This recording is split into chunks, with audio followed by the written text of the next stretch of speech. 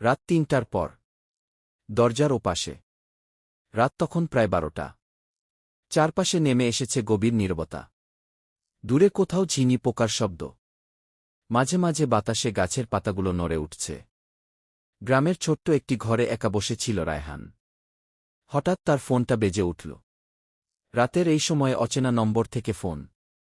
কিছুক্ষণ ফোনের দিকে তাকিয়ে থেকে রায়হান কলটা রিসিভ করল। কিন্তু ওপাশ থেকে কোনো কথা নেই। শুধু কয়েক সেকেন্ডের নীরবতা।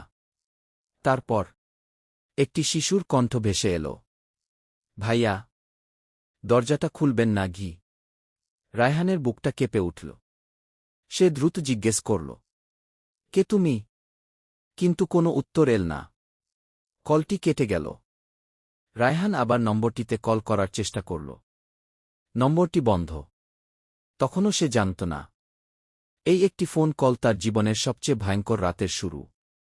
পুরনো বাড়ি। রায়হানের মনে পড়ে গেল গ্রামের শেষ প্রান্তের সেই পুরনো বাড়িটির কথা।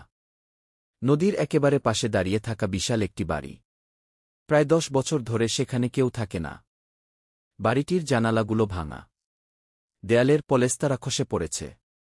আর আশেপাশে এত বড় বড় গাছ, যেন দিনের আলোতেও জায়গাটা অন্ধকার হয়ে থাকে। গ্রামের বয়স্ক মানুষরা বলত, রাত ৩টার পর ওই বাড়ির কাছে যেও না ঘি। কারণ প্রায় রাতের নীরবতায় ওই বাড়ি থেকে শোনা যেত দরজায় কড়া নাড়ার শব্দ। ঠক ঠক ঠক। কিন্তু সবচেয়ে আশ্চর্যের বিষয় ছিল, সেই বাড়িতে তো কেউ থাকতই না। রায়হান এসব কথাকে এতদিন গ্রামের মানুষের কুসংস্কার বলে মনে করত। কিন্তু আজ রাতে, অচেনা সেই ফোন কলের পর, তার মনে প্রথমবারের মতো ভয় ঢুকে গেল। প্রথম কড়া নাড়া। রাত বাড়তে লাগল।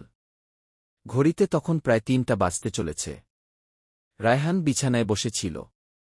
তার চোখ বারবার দেয়ালের ঘড়ির দিকে চলে যাচ্ছিল। ২টা ৫৭ মিনিট, ২টা ৫৮, ২টা ৫৯। আর ঠিক তখনই ঠক ঠক ঠক। রায়হান জমে গেল। শব্দটা এসেছে তার নিজের ঘরের দরজা থেকে। কিছুক্ষণ সে নিঃশব্দে বসে রইল। আবার শব্দ হল, ঠক ঠক ঠক। রায়হান ধীরে ধীরে দরজার দিকে এগিয়ে গেল। তার বুকের ধুকপুকানি যেন সে নিজেই শুনতে পাচ্ছিল। দরজার সামনে গিয়ে খুব আস্তে বলল, কে? কোনো উত্তর নেই। আবার বলল, কে বাইরে? নীরবতা। তারপর দরজার হাতলটা ধীরে ধীরে নড়তে শুরু করল। দরজার নিচের ছায়া।